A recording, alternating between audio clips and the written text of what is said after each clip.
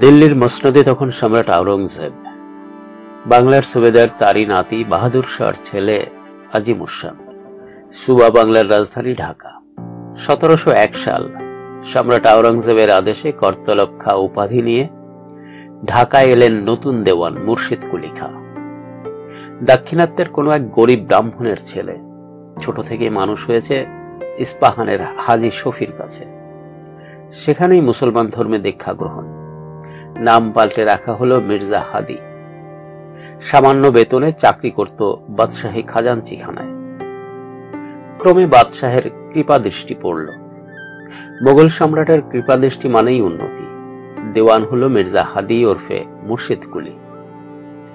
দেওয়ানির কাজটা জানা ছিল ভালোই।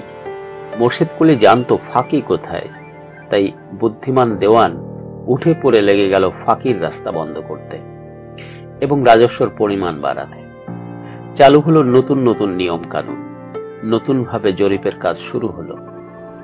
জায়গিরদারদের ক্ষমতা হ্রাস করে তাদের কাছ থেকে নিয়ে নেওয়া হলো সব জমি। খাস জমির পরিমাণ বাড়ল। প্রথম বছরেই আয় হলো 1 কোটি টাকা। রাজস্ব পাঠানো হলো দিল্লিতে। চিন্তিত শঙ্কিত হলো অনেকেই। ক্ষুব্ধ হলো আজিমুসান। নতুন নায়েব আসার পর থেকেই আজিমুসানের প্রভাব কমেছে। এতটা ঔদ্ধত্য সহ্য করা কঠিন। আরজি জানালো সম্রাট আওরঙ্গজেবের কাছে। সম্রাট বুদ্ধিমান, কাজের কদর বোঝেন। নতুন দেওয়ান যাওয়ার পর থেকেই বিরাট অঙ্কের রাজস্ব এসেছে বাংলা থেকে, তাই মিষ্টি ভাষায় খারিজ করে দিল আজিমুসানের আরজি। দেওয়ানের প্রভাব বাড়ল, আজিমুসানের প্রভাব কমল। নতুন দেওয়ানকেই খাতির করে সবাই, কারণ তারা বুঝে নিয়েছে ক্ষমতাটা এখন দেওয়ানেরই বেশি। স্বয়ং সম্রাট দেওয়ানের উপর প্রসন্ন। ক্ষিপ্ত আজিমুসান কয়েকজন মুসাহেবের পরামর্শে একদল সৈন্য পাঠালো দেওয়ানকে বধ করতে। রাস্তার মাঝখানে দেওয়ানের পালকি অবরোধ করে দাঁড়ালো তারা অতর্কিতে। কিন্তু দেওয়ানের সাহসিকতায় ভয় পেয়ে পরক্ষণেই পালালো। মুর্শিদ কুলি খাঁ বুঝল তার পক্ষে আজিমুসানের সঙ্গে ঢাকায় বসবাস করা অসম্ভব। সবার সঙ্গে পরামর্শ করে স্থির হলো দেওয়ানি উঠিয়ে নিয়ে যাওয়া হবে মুর্শিদাবাদে। আজিমুসানকে না জানিয়েই সম্রাটের সম্মতি নিয়ে দেওয়ানখানা ঢাকা থেকে স্থানান্তরিত হলো মুর্শিদাবাদে। সেটা 1703 সাল। সঙ্গে এলো দেওয়ানের বিশ্বাসভাজন কর্মচারীরা, আর এলো দেওয়ানের ঘনিষ্ঠ বন্ধু এবং পরামর্শদাতা শেঠ মানিক চাঁদ। আজিমুসানের সঙ্গে বিবাদ, মুর্শিদ কুলির প্রাণনাশের জন্য আজিমুসানের ষড়যন্ত্র, ঢাকা থেকে মুর্শিদাবাদে দেওয়ানি স্থানান্তর ইত্যাদি সব কথা সবিস্তারে মুর্শিদ কুলি জানালো সম্রাটকে। ফলে সম্রাটের আদেশে ঢাকা ছেড়ে বিহারে যেতে হলো আজিমুসানকে। ঢাকায় নামে মাত্র প্রতিনিধি থাকলো আজিমুসানের ছেলে ফারুক শিয়ার। এর মধ্যে একদিন দাক্ষিণাত্যে মুর্শিদ কুলি স্বয়ং সম্রাট আওরঙ্গজেবের সঙ্গে দেখা করে নজরানা দিল প্রচুর। নানা অশান্তিতে বিব্রত সম্রাট নজরানা পেয়ে খুশি হয়ে মুর্শিদ কুলিকে উন্নীত করল নায়েব নাজিম পদে। সেটা 1704 সাল। সম্রাটের কাছ থেকে ফিরে এসেই মুর্শিদ কুলি মুর্শিদাবাদের নাম রাখল মুর্শিদাবাদ। চকবাজারে তৈরি হলো নতুন দরবার বাড়ি। 40 থামের ওপর বিরাট বাড়ি, নাম চেহেল সেতুন। নবাব প্রাসাদ হলো কুলুরিতে, বর্তমান ইমামবাড়ির পূর্ব দিকে 2 মাইল দূরে মহিমাপুরে। বর্তমান মুর্শিদাবাদে চক মসজিদ যেখানে অবস্থিত, সেখানেই ছিল চেহেল সেতুন। তৈরি হলো শেঠ মানিক চাঁদের বাড়ি আর গদি। আশেপাশে গড়ে উঠল আমির ওমরাহদের বড় বড় ইমারত। মোগল রাজত্বে প্রতিটি সুবায় ছিল নিজস্ব টাকশাল। ঢাকাতেও ছিল। মানিক চাঁদের পরামর্শে সম্রাটের অনুমতি নিয়ে মুর্শিদ কুলি চালু করল মুর্শিদাবাদের টাকশাল, বর্তমান কিল্লার কাছে, 1705 সালে। মুর্শিদাবাদের টাকার কদর ঢাকায় তৈরি টাকার চেয়েও বেশি। মুর্শিদ কুলি রাজনীতি করে, ব্যবসা করে মানিক চাঁদ। অবশ্য মানিক চাঁদও রাজনীতি বোঝে ভালোই। নবাব দরবারে মানিক চাঁদের অনেক সম্মান।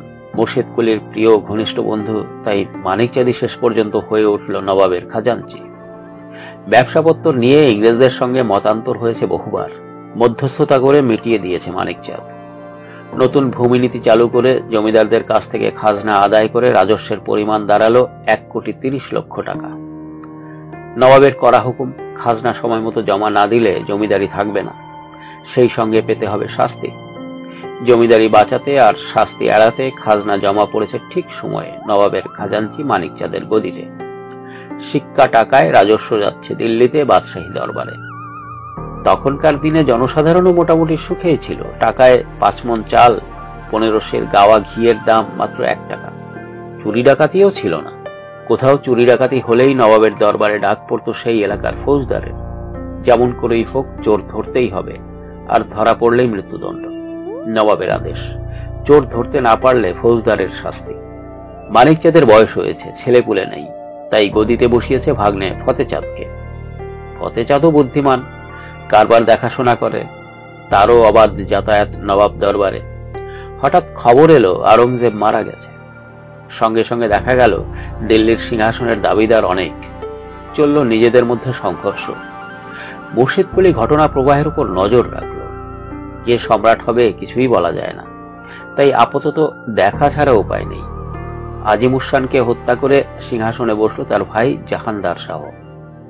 ফারুক শিয়ার এগিয়ে এলো লড়াই করতে, সাহায্য চাইল মুর্শিদ কুলির। চতুর নবাব এড়িয়ে গেল। ফারুক শিয়ারের ভাগ্যটা ঠিক বোঝা যাচ্ছে না, তাই তাকে এই অবস্থায় সাহায্য করে কোনো ঝুঁকি নিতে রাজি নয় মুর্শিদ কুলি। নবাবের আচরণে ক্ষুব্ধ হলো ফারুক শিয়ার, তবে মুখে কিছু বলল না। পার্টনার সৈয়দ ভাইরা রাজনীতির হিসাব নিকাশ করে সাহায্য করলো ফারুক শিয়ারকে। শুধু জনবল আর সৈন্য হলেই তো চলবে না, তার সঙ্গে টাকাও চাই। টাকা যতক্ষণ থাকবে সৈন্যরা ততক্ষণ কথা শুনবে, কাজেই টাকা অবশ্যই চাই। তার ব্যবস্থাও হলো। বাংলার রাজস্ব যাচ্ছে দিল্লিতে, মাঝপথে লুট করে নিল সৈয়দ ভাই। এর উপর আবার গোপনে মোটা অঙ্কের টাকা দিয়ে ঝুঁকি নিল ফতেচাঁদ। জাহানদার শাহকে বিতাড়িত করে বাদশাহী মসনদে বসল ফারুক শিয়ার। তবে বেশি দিন থাকতে পারল না। দ্রুত ওলট পালট হয়ে গেল। একজন করে আসছে আর যাচ্ছে। শেষ পর্যন্ত বাদশাহ হলো মোহাম্মদ শাহ। মুর্শিদ কুলি স্বীকার করল বাদশাহকে, নজরানা দিল প্রচুর। সম্রাটের দরবারে শেঠদের খাতির এবং মর্যাদা নবাবের চেয়ে কম নয়, বরং বেশি। নানা কারণে শেঠদের উপর সম্রাট প্রসন্ন। আবার নবাবের তো প্রধান পরামর্শদাতা ফতেচাঁদ, বিপদে আপদে ভরসা। নিজের কৌশলে এবং বুদ্ধিমত্তায়, নবাবের তদবিরের জোরে এবং সম্রাটের প্রসন্নতায় 1724 সালে জগৎ শেঠ উপাধি দিয়ে ফতেচাঁদকে সম্মানিত করল স্বয়ং বাদশাহ। 1725 সালে মারা গেলেন মুর্শিদ কুলি। তারই ইচ্ছে মতন কাটরা মসজিদের সিঁড়ির নিচে সমাধিস্থ করা হলো তাকে।